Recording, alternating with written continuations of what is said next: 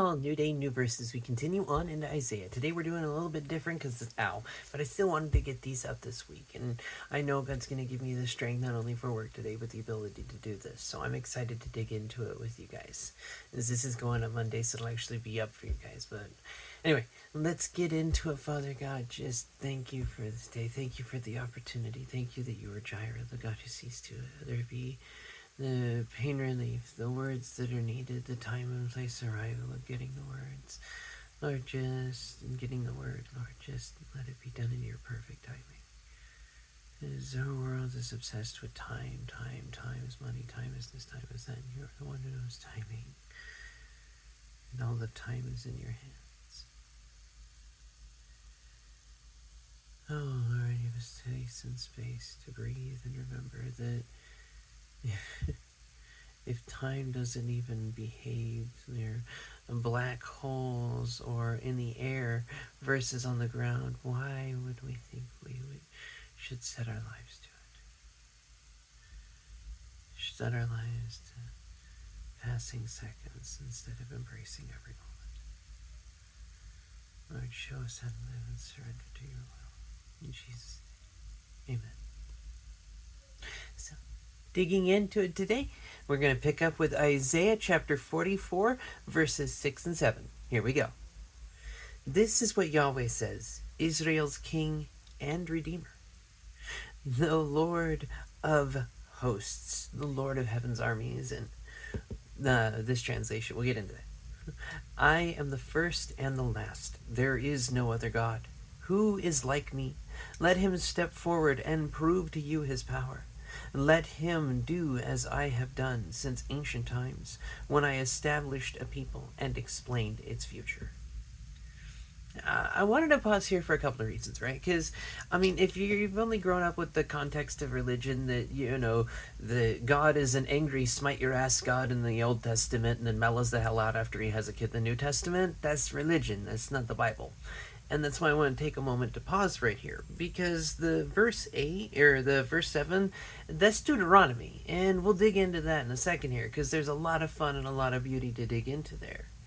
But I wanted to take this a little bit each one place, because you've got Israel's king, right? Well, yeah, we not only know that to be true going through the rest of the text, but this is God who said all the way back in Samuel of like, no, they're not rejecting you, they're rejecting me. I'm supposed to be their king. But hey, if they decide that they want an earthly king, fine, let them do it that way. Do what they ask. Give them an earthly king, but explain what it's going to be like. And Samuel lays it out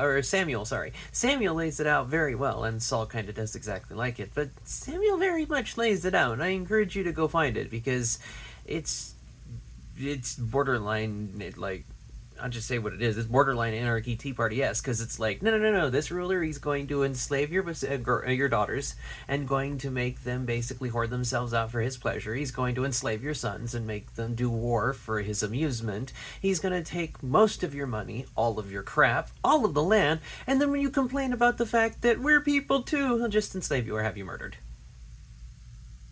Doesn't sound familiar at all, does it? No. You can understand why I kind of agree with Samuel with a lot of things in this.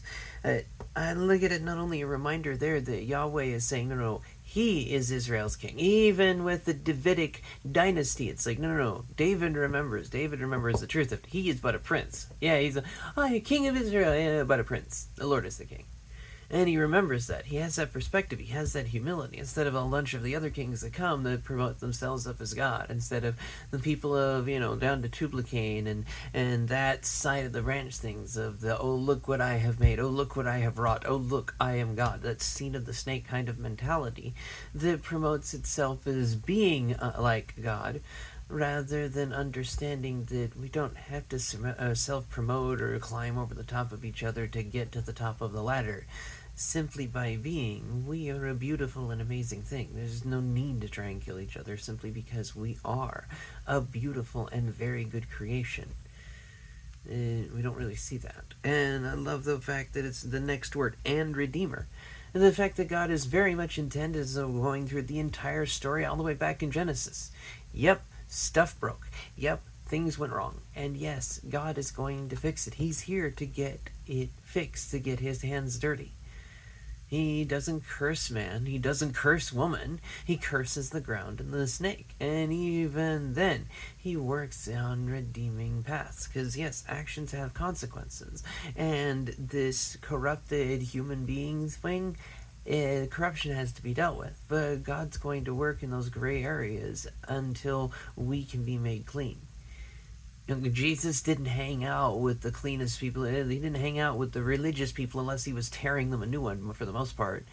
He hung out with the tax collectors, the rapists, the murderers, the thieves, the prostitutes, the least of these, the nobodies, the criminals, and every sort of other you can imagine. Because God looks after the orphan, the widow, and the immigrant. And I have news for those who may not know it. You don't end up in those places without being one of the three who's been abused. Because even if your parent was there, if they were abusing you, they may as well not have been. It's a hug with a knife in the back. Not a hug at all, is it? Me too. So I look at this and I read these words and I think, yeah, this is the Lord saying he's the Redeemer, the one who will set it right, the one who will fix it, the one who sees the need to fix it in the human heart. Not just in the walking and the talking, that's just programming a robot, but in the thinking, in the functioning. Because upgrading the hardware ain't going to be a bit of diddly if the software, what's running it, isn't set right. And as long as our hearts are corrupted and twisted and not really interested in loving each other or seeing each other as people, it's never really going to be set right. And as long as our definitions of, oh, I'm right and you're wrong matter more, how are we ever going to see each other? What if we are wrong? That's a really hard question to ask, but it's one of wisdom, because I could be wrong. Work in different situations like that, I have to remind myself I could be the one in the wrong in every situation, because if I keep that place of humility, it's not just work, it's everywhere I go. Work just comes to mind most prominently, because when working and interacting with a lot more people, it's easier to push the blame, right? It's easier to say, oh, it was here, there. There's always somewhere up, somewhere up there you can pass the buck. I don't remember the line from gee, I wish I was back in the army.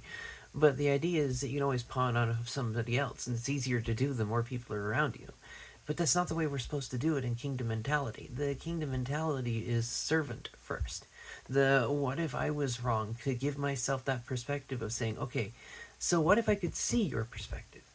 Because even if I could know that your perspective is wrong, if I can't hear you, if I can't see you, if I can't love you, am I really in the right? Because you can be right and still be wrong.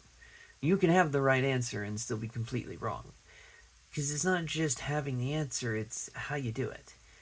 Intent matters, reason matters, and God judges these things. He knows the heart. He looks at it. We don't always. And the fact that God is more interested in redeeming his people than casting them down.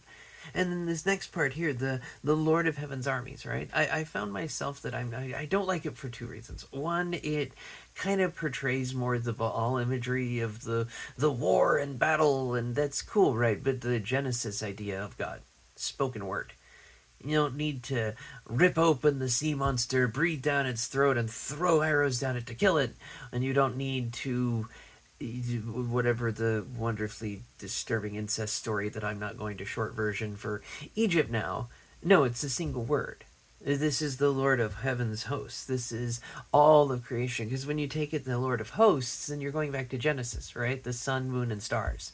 The all of creation above the spiritual realm, because this is a different kind of cosmology than we have now. This idea of the hosts out there, the heavenly bodies, are extra dimensional as we have the concept now, because it's a very different kind of idea. For the biblical authors, what we are in what we call awake is the dream, and the dream, as we call it, is more real to them. Because this place is temporary and broken and needing to be redeemed, because it wasn't made to be temporary. It wasn't made to be broken. It wasn't made to be any of these things. It's meant to be a good creation. We are meant to be a very good creation. Something went awry, and so God is in the process of fixing it. And I love the idea of the Lord of Hosts here, because he's saying, yes, this is all of creation. These are all the heavens armies. These are all, again, the idea there, right?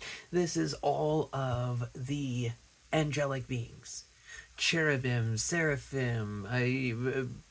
I'm not going into angelology. I'm sorry. There are other channels that are really good at that. But the whole lot of them.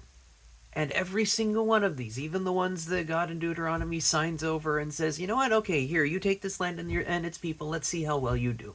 This is my people, I'm going to show you how to do it.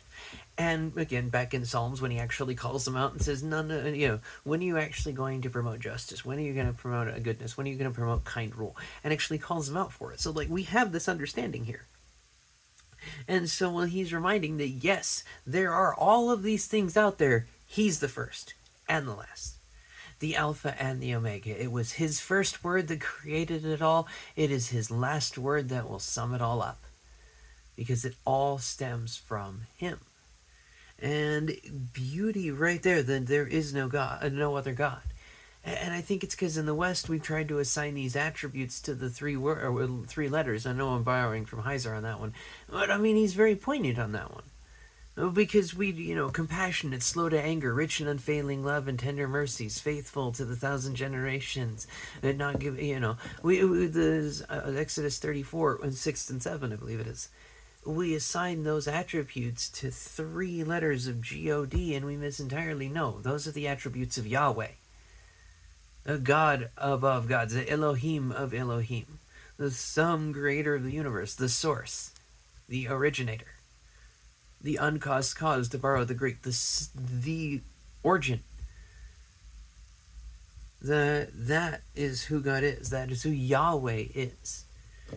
The idea of using God as a word to sum it up has caused a fair few issues, admittedly. But it's let's talk about the God we mean here. This isn't talking about the God of trying to wheel and deal. This isn't the God of trying to promote yourself to the front of the line. This isn't a God of sex. This isn't a God of power. This isn't a God of anything like this.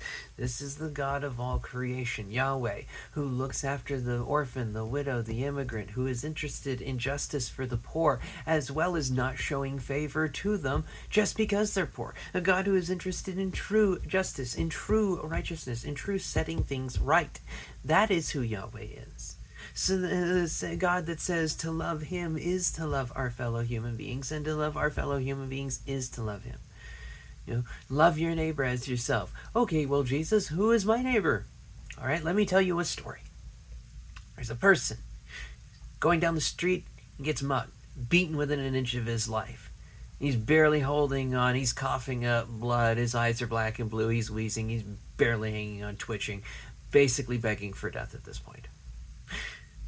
Priest, very renowned pastor, known far and wide, sees him across the street. Well, I have something else I have to do to take care of this little thing.